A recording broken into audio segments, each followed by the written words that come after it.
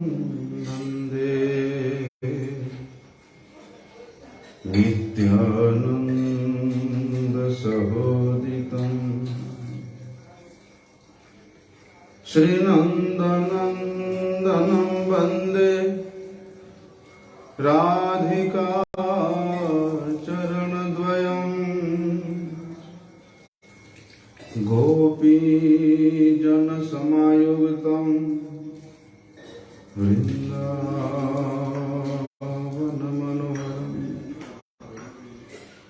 गुरवे गौरचन्द्राय राधिकाय तदालये कृष्णाय कृष्णभक्ताय तद्भक्ताय नमो नमः। वाञ्छाकल्पतरुर्भ्यश्च कृपासिन्धुभ्यैव च पतितानां पावनेभ्यो वैष्णवेभ्यो नमो नमः। पतितपावन परम करुणामय परम आराध्यतम गुरुपाद पद्म नित्यलीला प्रविष्ट विष्णुपाद परमहंस शिला भक्ति वल्लभ तीर्थ गोस्वामी गुरु महाराज जी के श्री अभय चरण कमल में अनंत कोटि साष्टांग दंडवत प्रणाम करते हुए उनकी अहेतु की कृपा प्रार्थना करता हूँ। परम आराध्यतम शिक्षा गुरुपाद पद्म नित्य लीला प्रविष्ट विष्णुपाद परमहंस शिला भक्ति विज्ञान भारती गोस्वामी महाराज जी के श्री चरण कमल में अनंत कोटि साष्टांग दंडवत प्रणाम करते हुए उनकी अहेतु की कृपा प्रार्थना करता हूँ। हम लोग श्रवण कर रहे थे कि किस प्रकार के व्यक्ति भगवान का भजन करते हैं।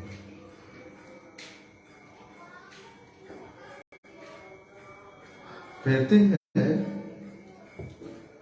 जो व्यक्ति जो मनुष्य ये सोच लिया कि मुझे किसी भी परिस्थिति में भगवान को प्राप्त करना है, सुख में हो दुख में हो भाव में अभाव में हो किसी भी परिस्थिति हो, मेरा उद्देश्य एक ही है। क्या है? भगवत प्राप्ति करना, भगवान की सेवा को प्राप्त करना। और बोलते हैं जो व्यक्ति अपना इस मूल उद्देश्य को, इस वास्तविक उद्देश्य को पहचान लिया है, अर्थात जिसको इस उद्देश्य की स्मृति प्रत्येक क्षण बनी रहती है, कैसी भी स्थिति आ जाए, मुझे मेरे उद्देश्य को प्राप्त करना है, ऐसे व्यक्ति संसार के प्रति, संसार के भोग विलास के प्रति, सांसारिक द्रव्य व्यक्तियों के प्रति कभी भी अपना मति को नहीं लगाते। जो पहचान लिया है कि मुझे मेरे उद्देश्य तक पहुंचना है, वे व्यक्ति ही इस बात को अच्छी तरह से अनुभव करते हैं कि ये मनुष्य शरीर भोग भोगने के लिए नहीं है, ये मनुष्य शरीर भगवान की कृपा से प्राप्त हुआ है, इसलिए भगवान की कृपा से मिला हुआ शरीर को केवल मात्र भगवान की सेवा में लगाना ही मेरा एकमात्र कर्तव्य है। ऐसा जो व्यक्ति दृढ़ निश्चय हो गया, दृढ़ता के साथ इस ज्ञान को अपने हृदय में धारण कर लिया, ऐसे व्यक्ति को शास्त्र में पुण्यकर्मा कहते हैं। और ऐसे पुण्यकर्मा व्यक्ति अपने आप अपने की शुद्धि कर लेते हैं। उनको शुद्धि के लिए यज्ञ, दान, तप ये सब करने की कोई आवश्यकता नहीं है, कोई आवश्यकता नहीं है। बाहर से मनुष्य अपना शुद्धि करने के लिए करता है, यज्ञ करता है, दान करता है, तप करता है, तीर्थ यात्रा करता है, लेकिन जो व्यक्ति ये निश्चय कर लिया है कि मुझे भगवत प्राप्ति करना है, उसके इस निश्चय में ही उसके अंदर की शुद्धि आ जाती है। क्योंकि इस प्रकार के निश्चय करने वाला व्यक्ति प्रत्येक क्षण धर्म के द्वारा परिचालित होकर के अपना शरीर को चलाता है, और धर्म के द्वारा परिचालित होकर के शरीर चलाने के कारण वो व्यक्ति ना तो शरीर से, ना तो मन से, ना तो वाणी से किसी प्रकार के अनैतिकता युक्त कार्य, पाप युक्त कार्य नहीं करता है। उस व्यक्ति के लिए तो सर्व सिद्धि गोविंद चरण, तीर्थ यात्रा केवल मनेर भ्रम। दान करना, पुण्य करना, तप करना, तीर्थ यात्रा करना उस व्यक्ति के लिए कोई आवश्यकता नहीं है, जो ये निश्चय कर लिया है। बस कैसे भी हमें तो केवल वैष्णवों के अनुगत्य में, गुरुजनों के अनुगत्य में भगवत सेवा में लगना है, भगवत भजन करना है। स्वयं में इस निश्चय में, इस दृढ़ता में जो स्थित हो गया, उसको फिर बाहर की क्रिया करने की कोई आवश्यकता नहीं पड़ती है। कहते हैं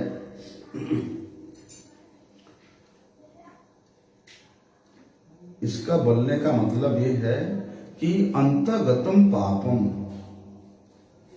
अगर उस व्यक्ति के हृदय में पहले कभी किसी प्रकार का यदि पाप हुआ है, यह निश्चय करने के साथ साथ वे सभी पाप दूर हो जाते हैं, और हम तो केवल, हमें क्या है, केवल और केवल मात्र भगवान के, भगवत भजन के, भगवत भक्तों के तरफ चलना है। उनके निर्देशों को पालन करके अपना जीवन यापन करना है। अगर कोई व्यक्ति इस प्रकार करता है तो उस व्यक्ति को अवश्य अवश्य भगवत पाद पद्म की सेवा प्राप्ति होती है। और जिसको भगवत पाद पद्म की सेवा के प्रति जिसका लोभ हो गया, जिसका उन्मुखता हो गया, उसका फिर संसार के प्रति अपने आप विमुखता हो जाती है, संसार के प्रति त्याग भाव अपने आप हो जाती है। भगवत सेवा में, भगवत नाम में, भगवत पाद पद्म में जो मधुरिमा है, जो मधु है, जो परमानंद की रस है, उसको कोई व्यक्ति लेश मात्र भी यदि आस्वादन किया है, वो व्यक्ति कभी भी फिर इस संसार की भोग विलास से आकर्षित नहीं होगा। भगवान की तरफ जाने का, भगवान के भजन में लगने का निश्चय अपने मात्र से उसके पाप तो धुल जाता ही है, पापों की जड़ कट जाती है।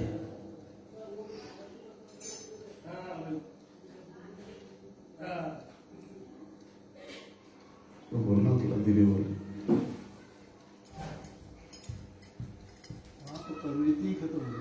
पाप की प्रवृत्ति खत्म हो जाती है, क्योंकि देखो ना, पापों का जो जड़ कहाँ है, भगवान से विमुख होना ही पापों के खास कारण होता है।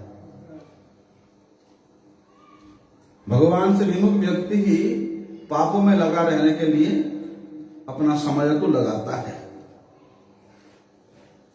इसलिए कुछ महात्मा लोग कहते हैं कि भगवान से विमुख होना ये पूरा पाप है,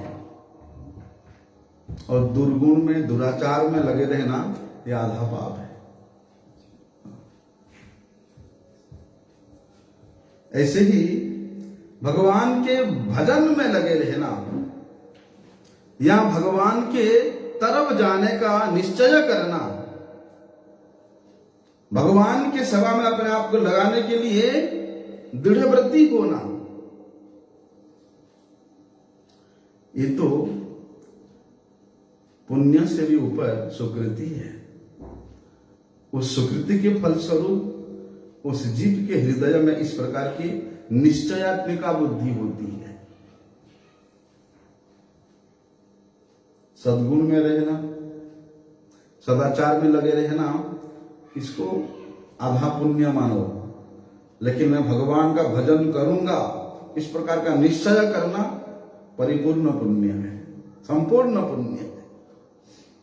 कहने का मतलब ये है कि जब मनुष्य भगवान के चरणों की शरण में आ जाता है तब उसके हजारों जन्मों के पाप का अंत हो जाता है। भगवान वहां तक कहते हैं कि मेरे शरण में आ जाओ, मैं तुमको सभी प्रकार के पापों से विनिर्मुक्त कर दूंगा। अहम त्वं सर्व पापेभ्यो मोक्षयिष्यामि मा शुचः। मैं इतना पाप किया, इतना दुराचार किया, क्या कभी इसका अंत हो सकता है? सोचना नहीं, तुम एक बार मेरे शरण में आ जाओ। उसके पापों को भगवान अंत कर देते हैं। अच्छा, एक सोचने वाली बात है कि जिन मनुष्य का लक्ष्य, उद्देश्य केवल भगवान है, उनको तो क्या कहते हैं? पुण्य कर्म। क्योंकि भगवान का लक्ष्य होने पर उसके सुकृति बलवती हो जाती है, और उस बलवती सुकृति के फलस्वरूप उसको भक्तों का संग मिलता है, साधु संतों का संग प्राप्त होता है। साधु संतों के संग प्राप्त होने से पहले उस व्यक्ति के सभी पाप नष्ट हो जाते हैं। देखो, इस मार्ग में चलने से पहले, इस मार्ग के पथिक होने से पहले उसको इस योग्यता भगवान प्राप्त कर लेते हैं, प्राप्त करा देते हैं। तुम चल के तो देखो, मैं तुम्हारे रास्ते पे गुलाब का पखड़ी ना बिछा दूं तो कहना,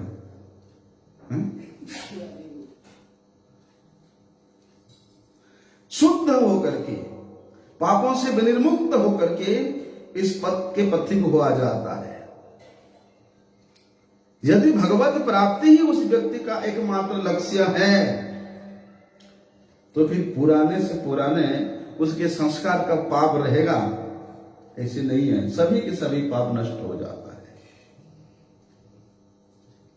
अरे भाई, जिसके हृदय में भगवान विराजमान है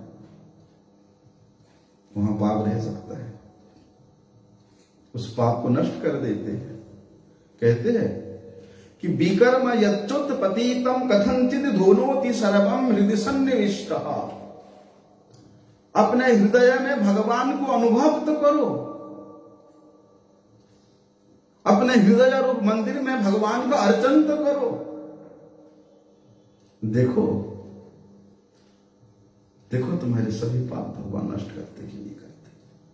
पहले पहले जन्मों के संस्कार से युक्त पाप भी नष्ट कर देते हैं। लेकिन यदि कोई मनुष्य वास्तविकता में सच्चे हृदय से ये दृढ़ निश्चय कर ले कि अब आगे मैं किसी प्रकार का पाप कर्म नहीं करूंगा, तो उसके पाप रहते ही नहीं है। तो देखो किस प्रकार के व्यक्ति भगवान के भजन में लगते हैं। भगवान भगवत गीता में कहते हैं कि ते द्वंद्व मोह निर्मुक्ताम भजन्ते माम दृढ़व्रतः। बोलते ये सभी प्रकार के द्वंद्व से निर्मुक्त होकर के, द्वंद्व रूप मोह से रहित होकर के, दृढ़व्रती होकर के, निश्चयात्मिका होकर के भजन करते हैं भगवान का। लेकिन इस द्वंद्व का भी तो अंत नहीं है। कोई एक व्यक्ति, कोमल हृदय व्यक्ति भगवान का भजन करने के उद्देश्य से आता है, निश्चय करता है, लेकिन उससे पहले उसके हृदय में इतना द्वंद्व आ जाता है कि वे सोच नहीं पाता कि क्या करें क्या ना करें। भगवान का भजन करें या संसार का कार्य करें, क्योंकि भैया परमलोक को सिधारने के लिए तो भगवान का भजन करना पड़ेगा, और ये इस लोक को चलाने के लिए संसार का काम करना पड़ेगा, आवश्यक है।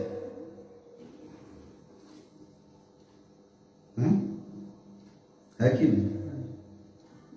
ऐसे नहीं कि, लेकिन भगवान तो कहते हैं सर्वधर्मान परित्यज्य, तुम अपना सब कुछ छोड़ छाड़ के मेरे भजन करो।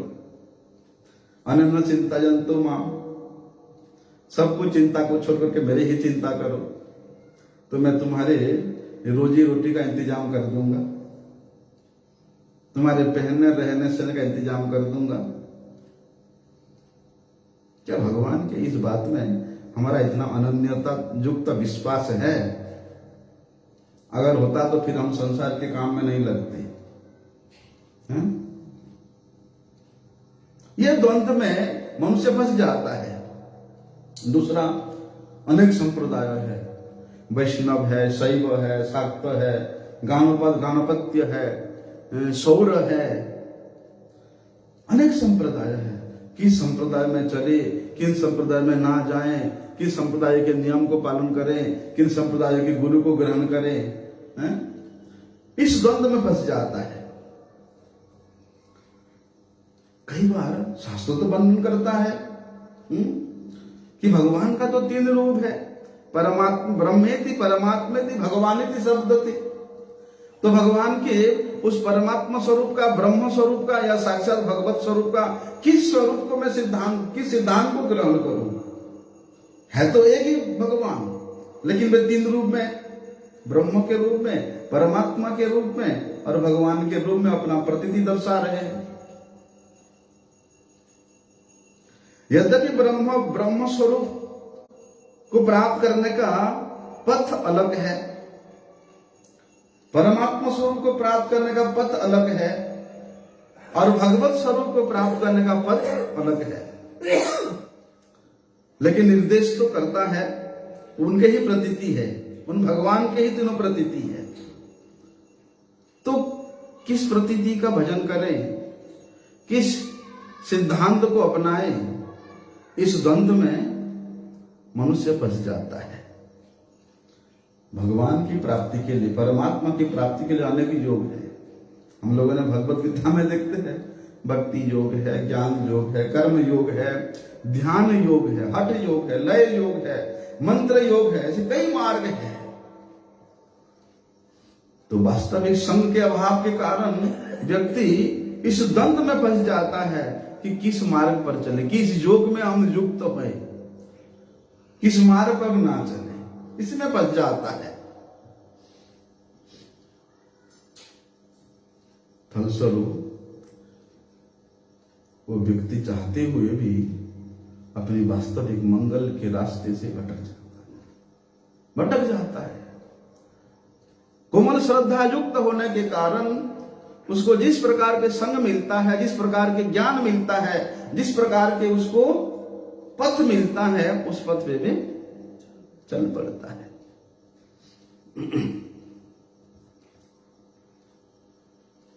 लेकिन कहते हैं यदि मनुष्य का एक ही उद्देश्य हो जाए, एक ही पारमार्थिक उद्देश्य हो जाए, क्या है वो? भगवान के सेवा को प्राप्त करना। देखो, भगवत सेवा प्राप्ति करना, भगवत प्राप्ति करना, भगवान के धाम को प्राप्ति करना, इसके लिए हम लोग साधन करते हैं। लेकिन साक्षात गुरुदेव, भगवान के निजजन, साक्षात भगवान को यहां प्रकट करा करके उन साक्षात भगवान के सेवा को हम लोगों को प्रदान करते हैं। लेकिन हम लोग इस द्वंद्व में फंसे हुए हैं कि क्या सच में ये विग्रह में भगवान है? क्या सच में मेरे गुरुदेव ने साक्षात ब्रजेंद्र यहां प्रकट किए हैं? इस द्वंद्व में पड़े हुए हैं हम लोग। फलस्वरूप जिस सेवा करने के लिए साधन कर रहे हैं, वो सेवा साक्षात गुरुदेव हम लोगों को प्रदान करने के बावजूद भी हम लोग उसको नहीं करते हैं, उसके प्रति लालायित नहीं होते, लोभयुक्त नहीं होते हैं। यदि यही एक उद्देश्य हो जाए कि हमें भगवान का सेवा करना है, फिर उसके सारे द्वंद्व मिट जाता है, कोई द्वंद्व नहीं रहता, कोई मोह नहीं रहता। बोलते इस प्रकार भगवान के सेवा को प्राप्त करने का उद्देश्य कर लेने वाले जो साधक है, वे अपने अपने रुचि के अनुसार, अपने अपने श्रद्धा के अनुसार अपने गुरु प्रदत्त उस नित्य तत्व वस्तु को सेवन करते हैं। फलस्वरूप उसके संसार के प्रति जो आसक्ति है, संसार के प्रति उसका जो सम्मुखता है, वो विनष्ट होकर के भगवान के प्रति, परमात्मा के प्रति उसकी सम्मुखता बढ़ जाती है।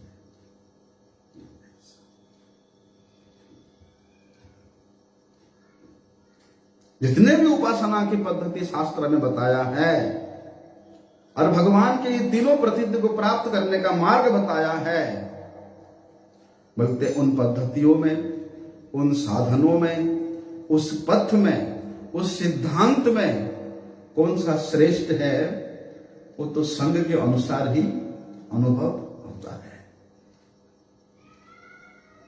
शुद्ध वैष्णव संग प्राप्ति होता है तो भक्ति योग के द्वारा भगवान के उस भगवत स्वरूप का सम्मुखन होने का सुयोग मिलता है।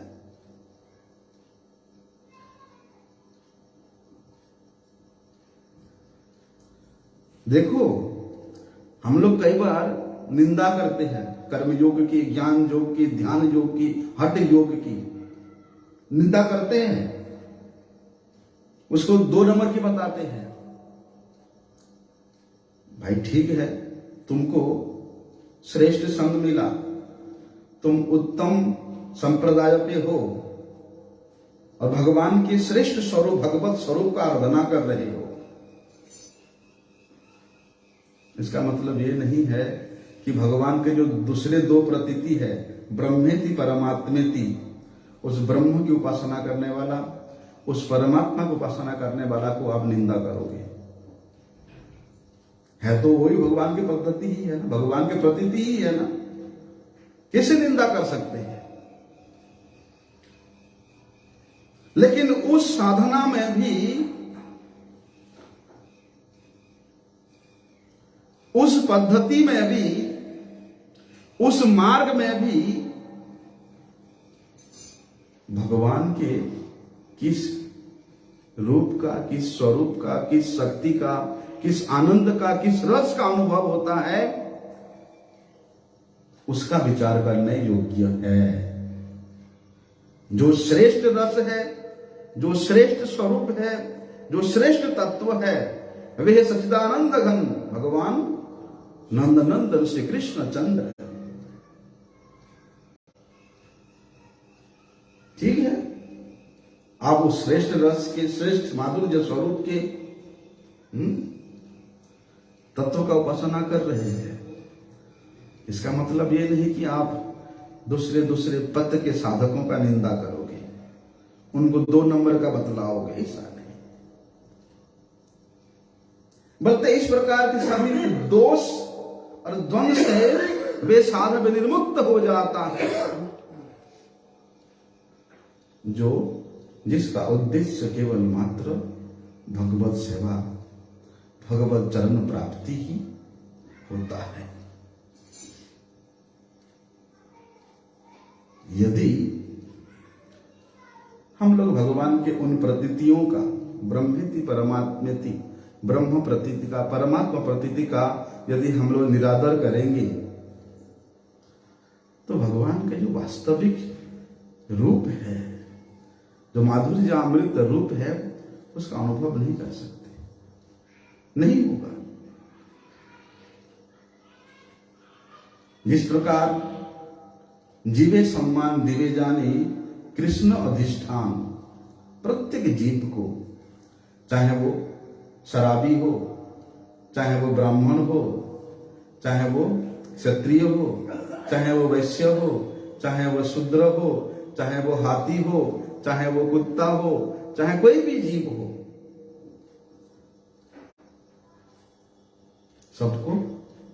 सबको सम्मान देने के लिए बोला। ऐसे नहीं केवल मनुष्य को सम्मान देना है।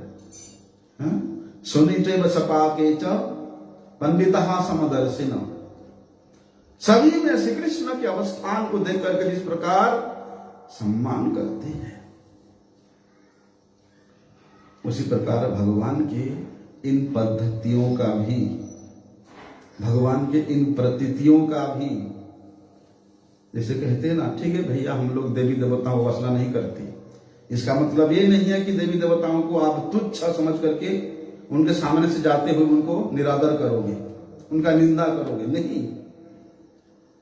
अरे हमसे श्रेष्ठ है वे लोग। चलते हुए कहीं मंदिर में यदि किसी देवी माता का मंदिर मिल जाए, अवश्य अवश्य नतमस्तक होकर के जाओ, प्रणाम करके जाओ। ऐसे नहीं कि हम तो भगवान श्री कृष्ण के भक्त है और ये देव देवी तो उनके दास दासी है, हम इनको क्यों सम्मान दे, नहीं। जीवे सम्मान देवे जाने। अरे एक छोटे से छोटे जीव को सम्मान देने के लिए जब श्रीमन महाप्रभु जी निर्देश देते हैं, तो इन देवी देवताओं का हम निरादर कैसे कर सकते हैं? भगवान के उस परमात्मा प्रतीति का, उस ब्रह्म प्रतीति का निरादर कैसे कर सकते हैं?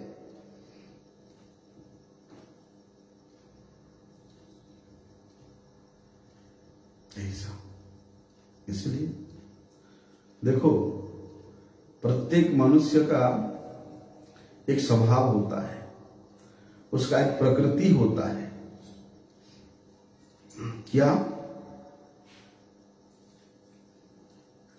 कि जब ये व्यक्ति भगवान की कथा सुनता है, तब वे सोचता है, समझता है कि ठीक है भैया, ये महात्मा बिल्कुल सही बात बोल रहा है, मुझे अपने कल्याण करने के लिए साधन करना चाहिए, भगवान के नाम जप करना चाहिए, भगवान के सेवा में किसी ना किसी प्रकार से सहयोग करना चाहिए।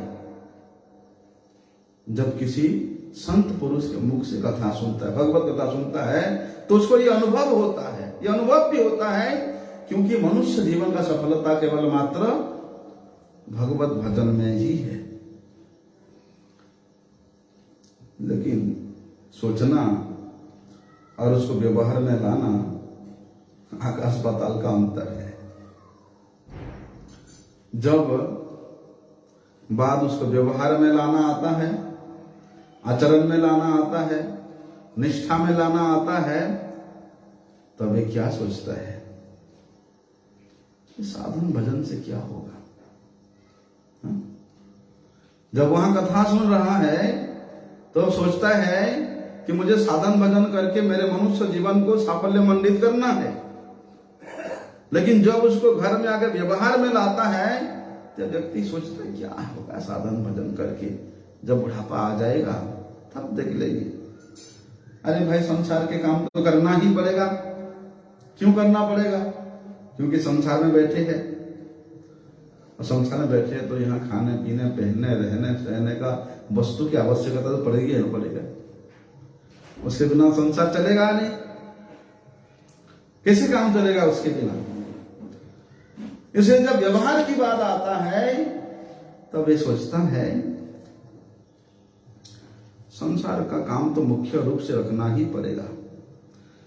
और बात रही भजन स्मरण की, ये नियम तो जब समय आएगा तब कर लेंगे, जब समय मिलेगा तब कर लेंगे, लेकिन संसार का काम हमको करना ही है, वो मुख्य रहेगा। क्योंकि भैया संसार में रहने के लिए संसार के काम की, संसार की वस्तु की जितनी आवश्यकता है उतनी भजन स्मरण ये नित्य नियम परायण की नहीं है ना। इस प्रकार के धारणा रखने वाले मनुष्य बहुत है। कथा सुनने आते हैं, लेकिन कथा सुने जब घर चले जाते हैं फिर भी टी मैं करने लगे बस। लेकिन भगवान का भजन करूंगा, भगवान के लिए मैं अपना जीवन को समर्पित करूंगा, इस प्रकार का निश्चय जिसने कर लिया है, भैया मुझे मेरा आत्म कल्याण करना है, मुझे अपना मंगल करना है, तो उसके सामने वो व्यक्ति सोचता है कि संसार की लाभ हानि तो होता रहता है, सांसारिक सुख दुख तो होता रहता है, और संसार के जितने भी ये सिद्धियां हैं वो कब तक है? जब तक उसका आंख दिख रहा है? आंख मिचते ही सब कुछ नष्ट हो जाता। सम्मिलिने न जनयोर नहीं किंचित अस्ति, जैसे ही आंख बंद हो जाता है सब सुन कुछ। अरे जिसको प्राप्त करने के लिए तुमने गधे जैसा परिश्रम किया, आज आंख मुझते ही कुछ नहीं है तुम्हारे सामने। वे व्यक्ति सोचता है कि मुझे मेरा कल्याण करना है, भगवान के भजन में मुझे निश्चय रूप से लगना ही है। संसार की वस्तु प्राप्त हो जाता है, और ये सांसारिक वस्तु कितने दिन तक हमारे साथ देगा? अरे जरा हमारा शरीर ही हमेशा के लिए हमारा साथ नहीं देता, तो इस संसार की व्यक्ति वस्तु हमारा क्या साथ देगा?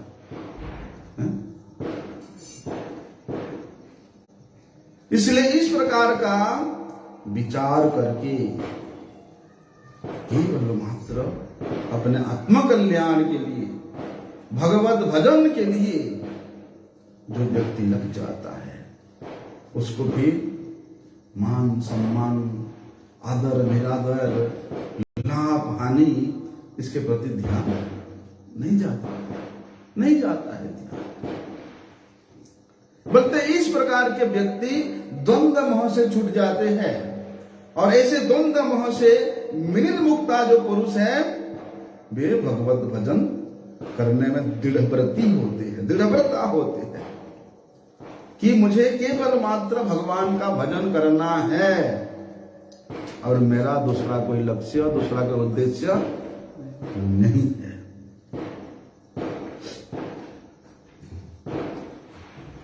चाहे भगवान मेरे लिए कैसी भी परिस्थिति भेजे, किसी भी हाल में रखे, किसी भी स्थान में रखे, इससे मेरा मतलब नहीं है। मुझे तो केवल उनके भक्तों के संग मिलता रहे, और उनके भक्तों के मुख से उनके ही गुण गाथा श्रवण करने को मिलता रहे, उनके चरणों की सेवा मुझे मिलता रहे, यही दृढ़व्रति है। ऐसा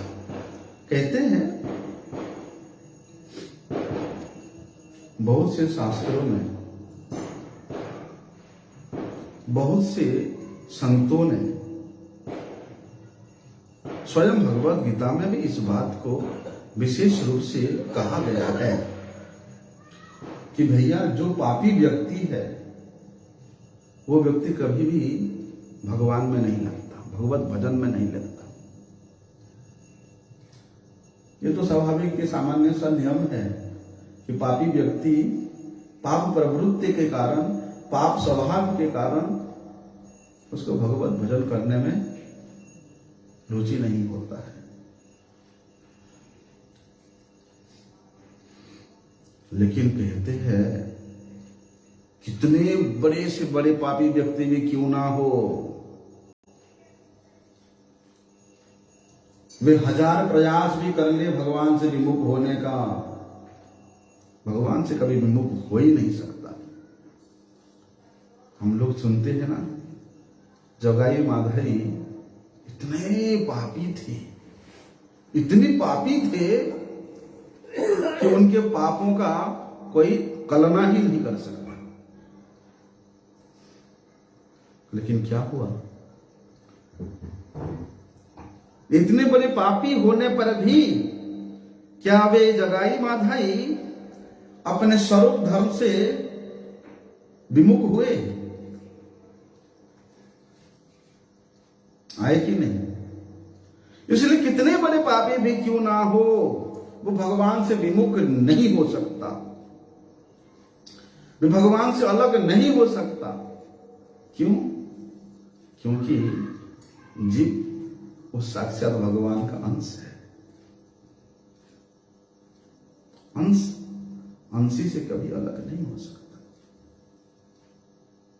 भले ही उनके उसके पाप उसको आच्छादित कर दिया हो, उसकी शुद्धि को आच्छादित कर दिया हो, उसके स्वरूप को आच्छादित कर दिया हो, लेकिन वे मिट नहीं सकता, वे अपने स्वरूप से हिल नहीं सकता। इसलिए कहते हैं ना, पिचेत्सु दुराचार भजते मामनन्य भाग। दुराचारी से दुराचारी व्यक्ति भी यदि भगवान के भजन में लग जाता है तो क्या कहते हैं भगवान, तो व्यक्ति बहुत जल्दी धर्मात्मा बन जाता है, भक्त बन जाता है। क्षिप्रम भवति धर्मात्मा सस्व शांति निगच्छति। इसलिए मनुष्य को कभी भी ऐसा नहीं सोचना चाहिए, नहीं मानना चाहिए कि भैया पहले पहले तो मैंने बहुत पाप कर्म किया, अब मैं कैसे भजन करूंगा, भजन होगा ही नहीं, मैं इतना पाप किया, वे पाप मुझे भजन करने ही नहीं देंगे। ऐसा नहीं सोचना चाहिए, क्योंकि ये जो पुराने पुराने पाप है ना, ये भजन में लगने देना नहीं देना इससे कोई संपर्क नहीं है। हाँ, पुराने पाप ये केवल आपके भजन के रास्ते पे प्रतिकूल, आपके जीवन के चलायमान पथ पे ये प्रतिकूल परिस्थिति अवश्य ला देंगे। जैसे बीमार हो जाना, रोगग्रस्त हो जाना, अभाव हो जाना, ऐसा परिस्थिति अवश्य उसके सामने आ जाएगा, लेकिन भजन में बाधा देने के लिए नहीं। भजन करने वाला तो यही चाहता है कि प्रभु मुझे बड़ा से बड़ा दुख, बड़े से बड़े विपत्ति भी क्यों ना हो, मैं सब सहन करने में समर्थ हूंगा, लेकिन आपके भजन ना छूट जाए। विपदः संतुता शश्वत तत्र तत्र जगत गुरु। क्योंकि दुख में सुमिरन करे सब, सुख में ना करे कोई। दुख बेला में जिस प्रकार से उसको आत्मग्लानि होती है, उस स्थिति में भगवान का स्मरण होता है, भगवत भजन होने में जितना उसका तल्लीनता होती है, सुख में नहीं होती। इसलिए उस पाप प्रवृत्ति, पाप का फल उसको इस प्रकार के प्रतिकूल परिस्थिति अवश्य प्रदान करती है, भजन में बाधा नहीं देती है। लेकिन प्रतिकूल परिस्थिति दे करके उसके पाप को नष्ट कर देती है। उसका पाप नष्ट हो जाता है, उसको भोग करके, रोग भोग करके, बीमार को भोग करके, दुख कष्ट को भोग करके उसके पाप का फल नष्ट हो जाता है। यदि पाप के कारण भजन नहीं होगा तो फिर भगवान क्यों कहते अपि चेत सुदुराचार भजते मामनन्य भाग। अरे वो तो बड़े दुराचारी है, बड़े पापी है, वो भजन नहीं कर सकता। लेकिन भगवान कहते हैं वे भजते मामनन्य, ऐसे व्यक्ति भी अनन्यता पूर्वक मेरा भजन करके सभी प्रकार के पापों से भी निर्मुक्त हो जाते हैं। पापी होने से भगवान का भजन नहीं कर पाऊंगा, ऐसे सोचना गलत है। अगर पापों के कारण उसके भजन साधन में बाधा लग जाता है फिर तो बड़ी मुश्किल हो जाती है, क्योंकि बिना पाप के कोई प्राणी है ही नहीं। पाप पुण्य से ही हमको ये मनुष्य शरीर मिला है, पाप पुण्य से ही मिलता है मनुष्य शरीर। इसलिए ये बात हम लोगों को सोचना चाहिए कि पुराने पाप ये भजन में बाधक नहीं हो सकते। इसलिए भैया जो दृढ़व्रती पुरुष है वे भगवान के शरण होकर क्या करना चाहिए, भजन में लग जाना चाहिए, भगवान के सेवन में लग जाना चाहिए। और भगवान का भजन में जो लग जाता है, भगवत शरण में जो आ जाता है, अहम ता मोक्षयिष्यामि, उसके सभी पापों से अपने आप चला जाता है। भगवान उसके पुराने से पुराने पापों को नष्ट कर देते, अंत हो जाता है।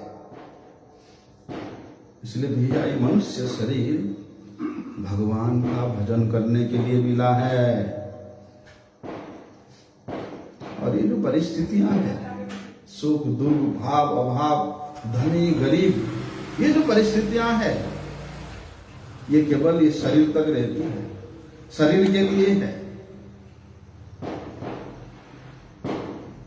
इसलिए शरीर के लिए, शरीर तक जो परिस्थिति रहती है वो भजन में बाधा पहुंचाए, ऐसा कभी संभव नहीं हो सकता।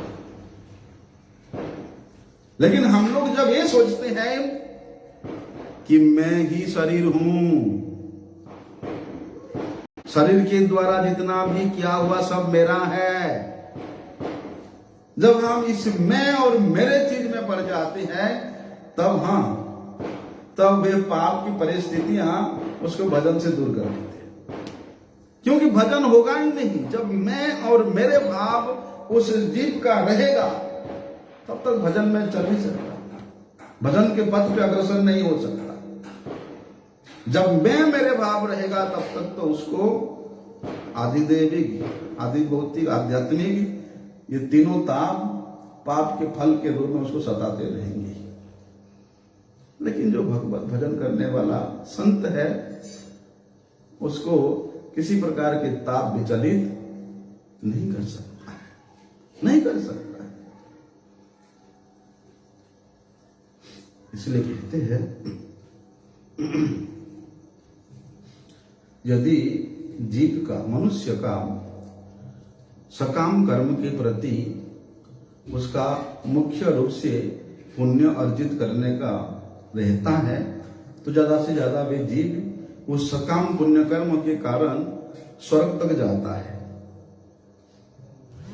और पाप कर्म का मुख्यता कहां है, नरक में। परंतु भगवान विशेष कृपा करके पापों से, पापों के फल से और पुण्य के फल से विनिर्मुक्त करा करके इस 84 लाख जोनियों में भी जीव को मनुष्य शरीर देते हैं। इसलिए उस मनुष्य शरीर में भगवत भजन करने का सुयोग मिलता है। भगवत भजन करने का अवसर विशेष रूप से केवल मनुष्य शरीर में मिलता है। इसलिए मनुष्य शरीर प्राप्त होने पर भगवत भजन नहीं करना या भगवत सेवन के पद से हम लोग निराश हो जाना, ये उचित नहीं है। उद्देश्य जो मिला है हमको भगवत प्राप्ति करना और उसका साधन भी मिला है ये मनुष्य शरीर, तो इसको वास्तविक रूप से नहीं लगाना ही हमारा मूढ़ता है, हमारा दस्युता है। क्योंकि भैया मनुष्य शरीर जो है ना, ये भोग जोनी नहीं है। लेकिन हम लोग ऐसा करते हैं, अरे जितना भोग तो मनुष्य शरीर में ही हो सकता है, ऐसे सोच करके हम लोग मनुष्य शरीर को भोग जोनी के रूप में ग्रहण कर लेते हैं। लेकिन ये कर्म जोनी है। लेकिन महात्मा लोगों का वाणी शास्त्र के सिद्धांत के अनुसार मनुष्य शरीर किस लिए मिला है? केवल भगवत भजन करने के लिए मिला है। भले ही इसमें पुराने पुण्यों के अनुसार अनुकूल या प्रतिकूल परिस्थिति आ जाती है, पुराने पापों के अनुसार उसको प्रतिकूल परिस्थिति आ जाती है, लेकिन वो अनुकूल परिस्थिति हो चाहे प्रतिकूल परिस्थिति हो, इसको भी अगर कोई संत, कोई महात्मा अपने साधन के सामग्री के रूप में ग्रहण कर लेता है, तो वहां प्रतिकूल परिस्थिति भी अनुकूल बन जाता है। कहते हैं ना, क्या बोलते हैं, भजन ना होए गोपाला, भूखे पेट भजन ना होए गोपाला, बोलते हैं ना। अरे नहीं, भूखे पेट में उसका अधिक भजन होता है। हाँ, अनन्यता रहने से प्रतिकूल परिस्थिति को भी वे अनुकूल बना लेते हैं। ऐसा फिर वो दोनों परिस्थिति को साधक क्या करता है? साधन के सामग्री के रूप में ग्रहण कर लेता है। तो देखिए, हम लोगों ने क्या सुना कि भगवान का भजन करने का निश्चय होना सबसे बड़ा पुण्य है। हम लोग पुण्य कर्म करने के लिए पता नहीं क्या क्या करते हैं, यज्ञ करते हैं, दान करते हैं, तप करते हैं, तीर्थ यात्रा करते हैं, दान करते हैं, लेकिन सबसे बड़ा पुण्य आप अपने घर बैठ करके वो निश्चय कर लो कि मुझे भगवान का सेवा करना है। और बोलते यही सभी पुण्यों का मूल है, जितने भी पुण्य है। भाग्योदयेन बहुजन्म समर्जितेन, जब पुण्य पुंज का उदय होता है, जब उसके भाग्य का उदय होता है, तब जाकर के संत समागम में उसके ये निश्चयात्मिका बुद्धि होती है कि मुझे भगवान के लिए करना है, भगवान के लिए जीना है, भगवान के लिए ही मुझे रहना है। लेकिन भगवान से विमुख होना सबसे बड़ा पाप है, सबसे बड़ा पाप है। और जो व्यक्ति इस भगवत दास्य रूप, भगवान के अंश रूप जीव को भगवान से विमुख करने का शिक्षा देता है, वो सबसे बड़ा पापी है, वे सबसे बड़ा दस्यु है। क्योंकि भगवान से विमुख होना बड़ा पाप तो है, जो पापों का मूल है।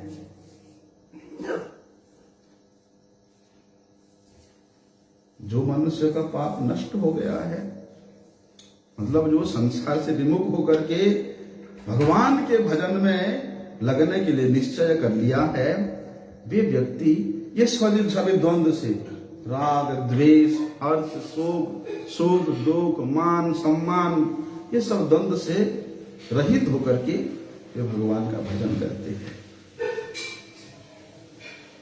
वे भगवान का भजन करते हैं। लेकिन जो ढीली है भैया, ढीली प्रकृति वाला है, जो शिथिल स्वभाव वाला है, वो सब कुछ जानते सुनते हुए असत्य को जल्दी नहीं त्याग सकता है। सोचता है कि त्याग दूंगा, त्याग दूंगा, त्याग दूंगा, लेकिन नहीं त्याग सकता। एक विचार करता है, फिर उस विचार को छोड़ देता है। कल से नहीं, कल से मैं बिल्कुल नियम से ठीक मंगल मुहूर्त में उठ करके स्नान संध्या बंदन करके ठाकुर जी का मंगल आरती दर्शन अवश्य करूंगा।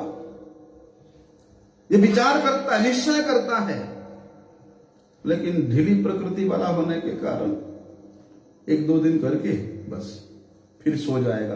अरे अभी क्या, बाद में देख लेंगे, अभी सो जाते थोड़ी देर। इतना उसका शिथिल स्वभाव है कि 1-2 दिन का निश्चय करके विचार करके फिर छोड़ देता है। फिर कुछ दिन बाद फिर विचार करता है, फिर छोड़ देता है। बोलते इस प्रकार बार बार विचार करना, बार बार निश्चय करना और उसको छोड़ना, इससे क्या होता है, आदत बिगड़ जाती है।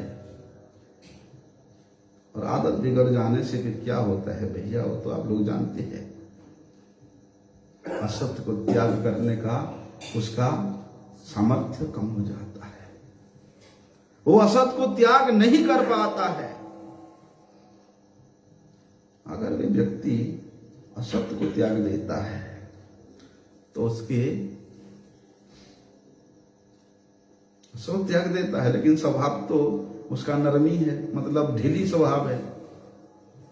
उस सत्ता को वो फिर विशेष रूप से जोर नहीं देता। इसलिए हम लोग अपने आप के स्वभाव को, अपने आप के दिनचर्या को हम लोग स्वयं ही उसको शिथिल कर देते हैं। दृढ़ निश्चय नहीं होने के कारण स्वयं के दिनचर्या में भी हम लोग शिथिलता लेकर के आ जाते हैं। इसलिए प्रत्येक साधक को ये दृढ़ निश्चय करना चाहिए कि मैं जो निश्चय किया हूं उसको दृढ़ता के साथ मैं पालन करूंगा। मैंने जो विचार किया हूं उस विचार को अवश्य मैं पालन करूंगा। एक बार विचार कर लिया मतलब उसमें दृढ़ हो जाना चाहिए,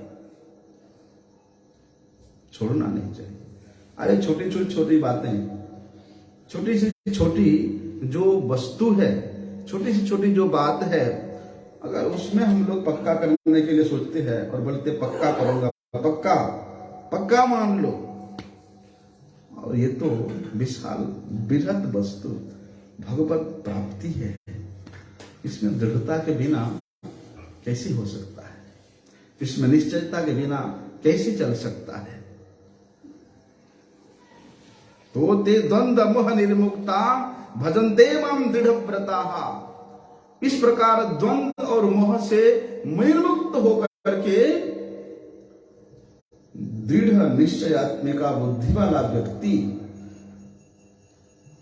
भगवत भजन करने में समर्थ होता है। वांछा कल्पतरुभ्यश्च कृपा सिंधुभ्यश्च पतितानां पावनेभ्यो वैष्णवेभ्यो नमो नमः।